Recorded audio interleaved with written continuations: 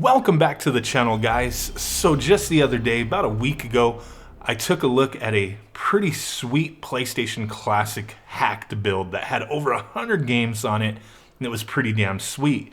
Today what I want to do is take a look at this new build. It's called the Retromended Gaming PlayStation Classic RPG build. So this one's a little different. It's only role-playing games. So I want to take a look at what games are included, see what kind of customizations are going on here, give some of my thoughts and opinions on it. So let's go ahead and take a look. I've already had a chance to kind of look through a few of these games when I installed it on my little USB drive. I'll have a link in the description to the USB drive that I've been using and have had no issues with. But yes, this one is all role-playing games. My God, the PlayStation just had tons of awesome role-playing games, and this is really my style here. Growing up the early days of video games, first system I had was an Atari 2600 and then the NES, and I remember just playing the crap out of a Dragon Warrior and then eventually Final Fantasy 1, and I was hooked, more so on Dragon Warrior, but that was where I got my start with role-playing games, and the Super Nintendo just kind of like blew that up. There were so many sweet-ass role-playing games for the Super Nintendo, and the PlayStation just kind of brought it to the whole next level, and I think since then, I've continued playing games on every console after that, but the role-playing games back on the Super Nintendo and the PlayStation 1, my God, it was really the golden age of role-playing games to me. Sure, there's still been a lot of cool stuff out there, but man, going back and revisiting some of this stuff is really amazing. So this build, I think it's really neat with the customization here, making it look like almost like you're in the menu system of like Final Fantasy VII. Pretty cool. You got the little cloud logo at the bottom, limit level, next level. That's really neat. The little play button here, just like if it was in a Square role-playing game, Final Fantasy, with the little whatever cloud sword, I can't remember. I wasn't the biggest Final Fantasy VII fan, I must admit. Huge Final Fantasy fan, but man,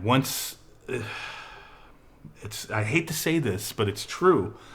4 and 6, or how it was released in the US originally, 2 and 3, those were the most awesome games for me. Sure, Final Fantasy VII has a huge following, and it's not a bad game, but it just didn't grab me the same as like Final Fantasy VI did. It's still a good game. I need to play it again at some point, maybe on this build, I don't know. But let's take a look at what games we have here. Alundra and Alundra 2, and there's one real cool thing I'll point out in a moment here once we get to a game I know for a fact has to do with this, but we have Ark the Lad. The Ark the Lad collection, it was multi-discs, but this has each disc because each disc was a game. It wasn't like multi-discs per game, so that's pretty cool. We got Ark the Lad 1, 2, and 3.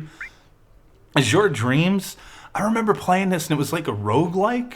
I don't remember if I really dug this game because I never really liked roguelike games until recently for some reason. Beyond the Beyond, Brave Fencer Musashi, that's a real fun game. Breath of Fire 3, this one really got me into Breath of Fire. I remember just fishing all the time in this game for some reason. Beautiful game, really dug it. Didn't put much time into Breath of Fire 4 as I did with 3, but 3 was an amazing game. Need to revisit 4. Brigadine, The Legend of Forsena. I've never played this. I've always heard good things. That's, let me know. If you guys have played this, let me know. Chrono Cross. This one is the Final Fantasy Chronicles, but it's separated because as a multi-disc set, it wasn't multi-disc per game, it was a disc per game. So we got Chrono Trigger by itself here with the Chronicles box art. Pretty cool. Diablo, pretty good. Not a lot of people cared for this on the PlayStation. I think it was kind of neat, though, back in the day to have it on the PlayStation, but I don't know if this really holds up to today, being that, it was a PC game and a lot of people prefer to play that on the PC. Dragon Warrior 7. That's one of the hugest highlights in the PlayStation 1 for me. This game was massive. I think this was like, Final Fantasy 6. I remember putting in like my first playthrough, maybe 60 to 70 hours. But Dragon Warrior 7, I know I put in over 100 hours in this game. This is the first game that I did that over 100 hours just because there's so much to do. It's such an awesome game. I know I have that on the 3DS as well, but always love playing it on the PS1. Multi-disc game, this is what I wanted to talk about.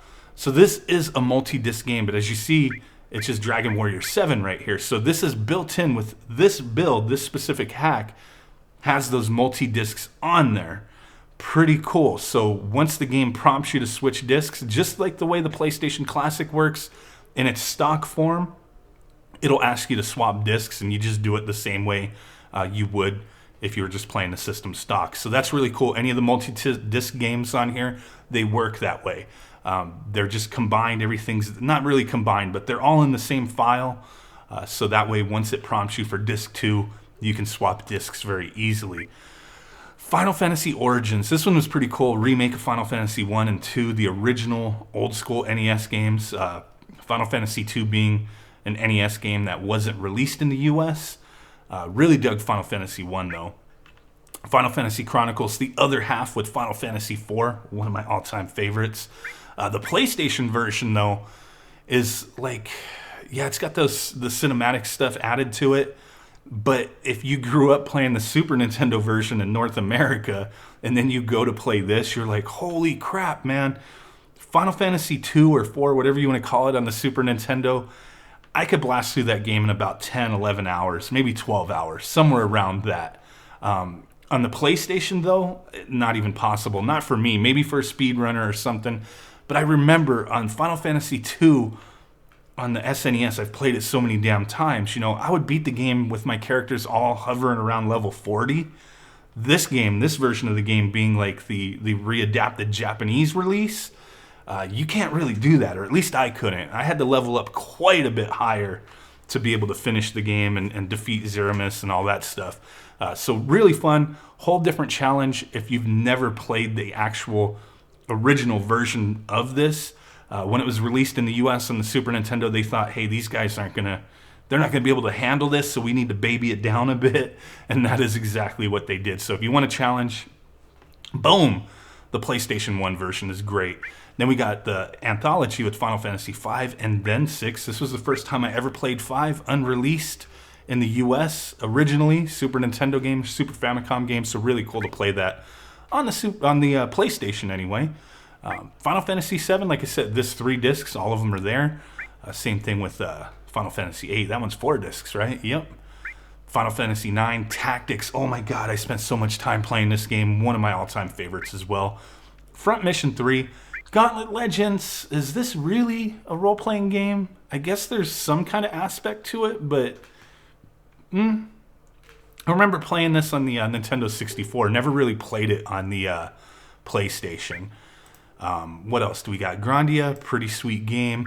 The Grand Stream Saga, never played that one. Jade Cocoon, I know there's a lot of people who dig that one. Cardia, The Word of Fate. I have to revisit this game because I owned this and it's like blanked out of my memory. That cover, I remember this game, but I don't remember it, if you know what I mean. I bought this back when it came out, and I haven't played it since. I'm going to have to jump into that one at some point and see what it is because I don't remember it. I just remember having it.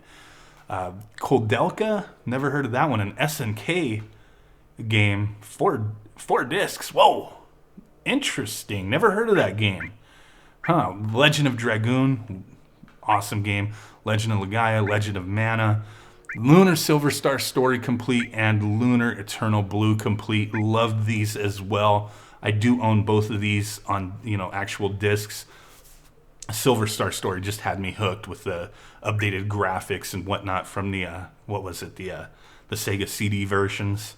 Parasite Eve, love this as well. Wonky controls, but you got used to it and it was sick.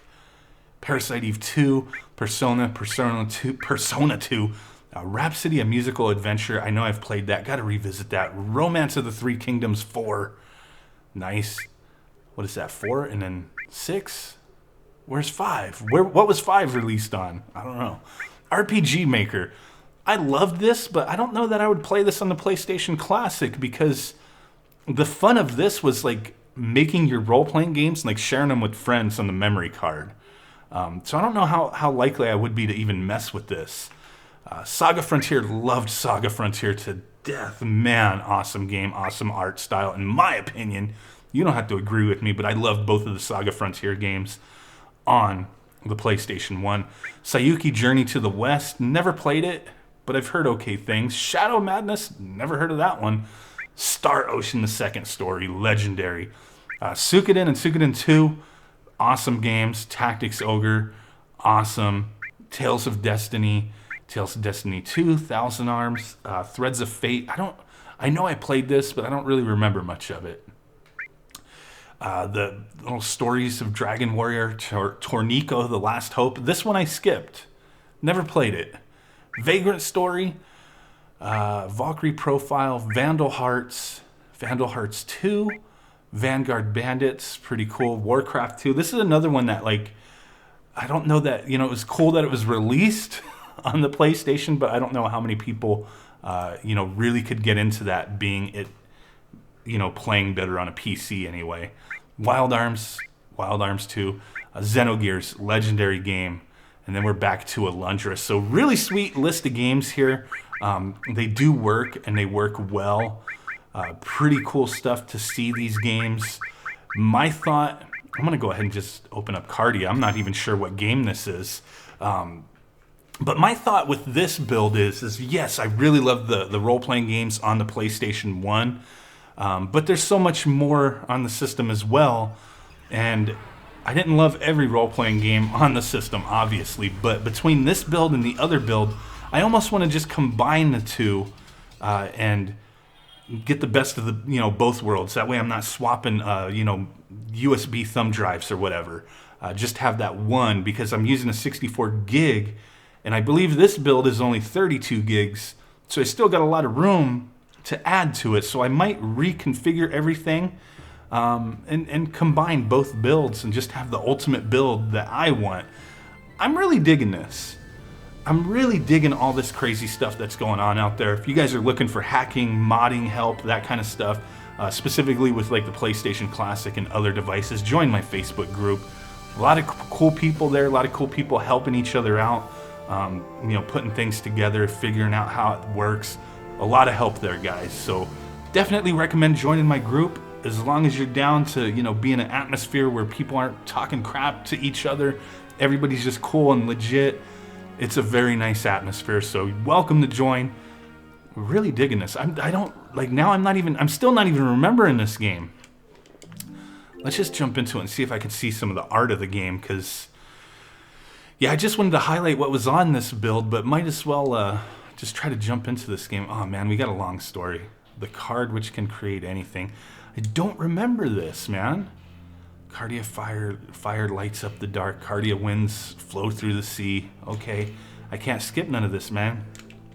And with this build, too, the other thing I want to point out before we go here, it does have that built-in where with the original controller, I'm using the original controller this time, select and triangle gets you into that emulator setting menu, so that is pretty cool. Get back in there. That way you can mess with some things if you want. I don't really mess with a lot. People are like, oh, you should do this and that. I only mess with the software filter, just because it makes it look a little nicer, I guess you would say. But there are other things you can mess with. I only mess with the filters. Don't really recommend messing with too much unless you know what you're doing. But you shouldn't mess up your PlayStation Classic, I don't think, because everything's on this. It's not really doing anything to the system with this build, but I guess it's still possible that it could. So be careful. I don't know which way to look at it, but yeah, I wouldn't mess with too much, or don't save anything and just change the options when you jump into a game. I remember this screen with these two characters, that very Final Fantasy artwork style. Is it the same artist? I think it was, wasn't it? It looks like it. What was his name? Amano? Can't remember his name. My bad. My apologies. I have a bunch of art books. Don't know why. Yoshitaka Amano, is that his name? Can't remember, but it looks like the art style from Final Fantasy. Go to... what? Pretty interesting. This has to be the same artist. This art style is just straight old school Final Fantasy box art, concept art. Well, I mean, it's a role-playing game build. Can't really showcase role-playing games. Not in a video like this. Just wanted to see what was on here. See how it has that Final Fantasy custom theme there. Pretty cool stuff. Really do appreciate you guys hanging out with me. Smash that like button. Make sweet ass love to that notification bell. Join my Facebook group for, you know, tons of help with the PS1 Classic and tons of other systems and things like that. Really cool group. Subscribe if you haven't done so already. I don't remember if I said that. But with that said, guys, I will catch y'all next time. Peace out, bye-bye, and boom!